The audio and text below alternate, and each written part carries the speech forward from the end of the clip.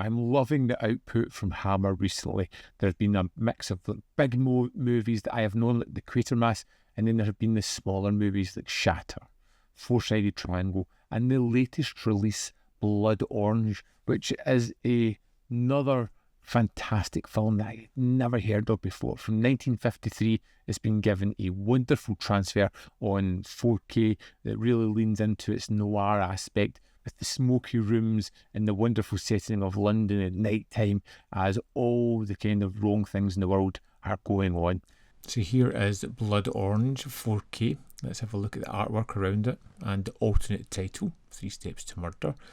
There is a little J card that comes with this, just gives you some details on the film and its runtime and some other information. This is the artwork on the back of the discs. If you take the discs out, you get a list of the extras. Also included in this set is the incredible 118-page book that comes with this. If you have a look at the contents here, you'll see that there is a lot of essays and information here, and that's only half of it. Within this booklet there is a wealth of pictures, of biographies, of script pages, of floor plans, promotional information. This is just a wealth of information.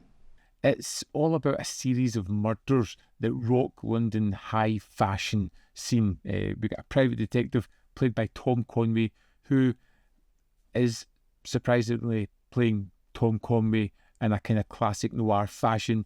Is called in to untangle a mystery involving a string of jewel thefts, glamorous models and dangerous secrets hidden behind the velvet curtains of this fashion world. What seems like a simple case of stolen jewels quickly escalates into deception and, of course, murder.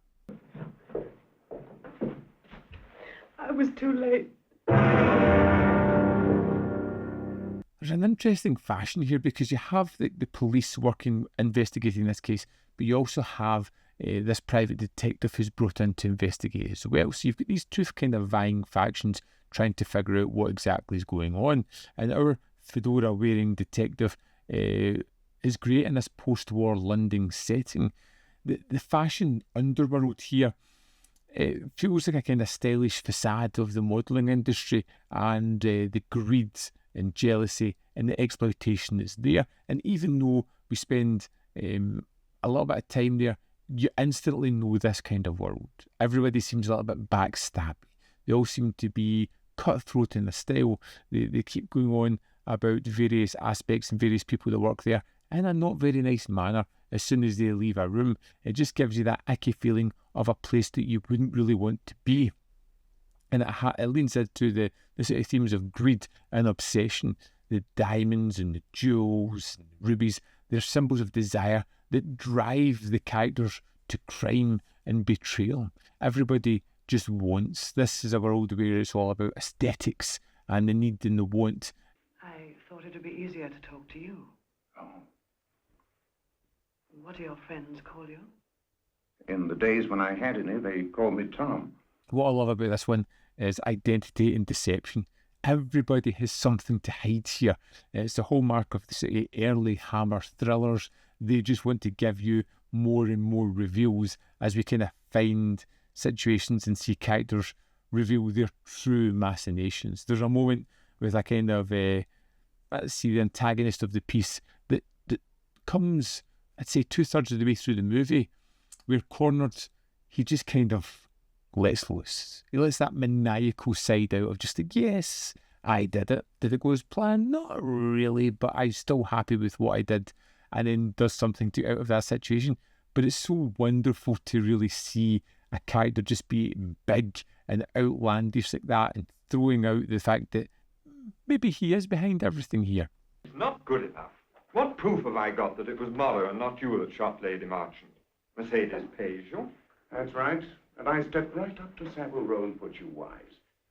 Again, it's another one that was shot on a budget, but you would never really tell because it has like a good cast of characters. It has some nice locations, and although they're reusing some of them, it's fine. It still feels like a grandiose world. It still feels like a kind of high-class world that's dipped in a little bit of seediness. You get these shots of London as well, which are pretty great. You have Tom Conway, who's kind of leaning back into previous kind of films like Cat People or The Seventh Victim, that private detective, the suave persona that he has, comes across in a really kind of nice fashion, giving the movie a bit of gravitas that it needed.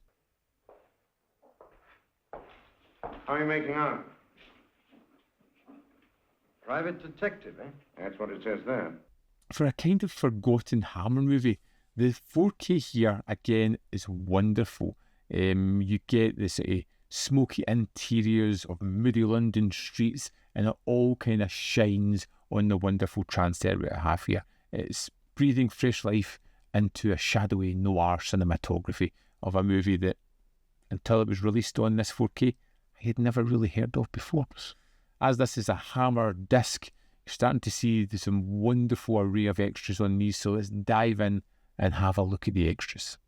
Here we are in the disc for Blood Orange. First up we have the UK theatrical version, and we have a commentary with Kim Newman and Barry Forshaw. Then we have the US theatrical version that has the 3 Stops to Murder title card and commentary with Lucy Bolton and Fong Lee. Dressed to Kill is 27 minutes 13 seconds and is all about Michael Carreras, the producer of the film, talking about how he came into being, how he started his career, and how he had such a huge impact within the world of Hammer. I'm Just a Girl is 22 minutes 2 seconds. Director Alice Lowe talking about females within films at this time and how the ones within this film really stand out. The ABCs of British B is 28 minutes 49 seconds, and it's a conversation between 3 people talking about British B movies. Now, this was my favourite of the extras, really delving into lots of films that I now have to check out. The House of Gilmore is 19 minutes 2 seconds and is all about the fashion world and how it's perceived and projected within this film. We have a UK trailer, a UK censor card and an image gallery. That's the extras for Blood Orange. So there we have it. Blood Orange is out now. Another one to add to the staple. I'm already excited and looking forward to the next release of Hammer movies. You know, it's the favourite time of the month. Can't wait to see what we're going to get next. Have you picked up many of these Hammer titles? Has there been any surprises or something that you've just loved, or do you just enjoy all the output they're sticking out? And what would be the one Hammer title that you're most desperate to get on one of their fancy editions? Let me know in the comment box below your thoughts on this film and which edition you really want.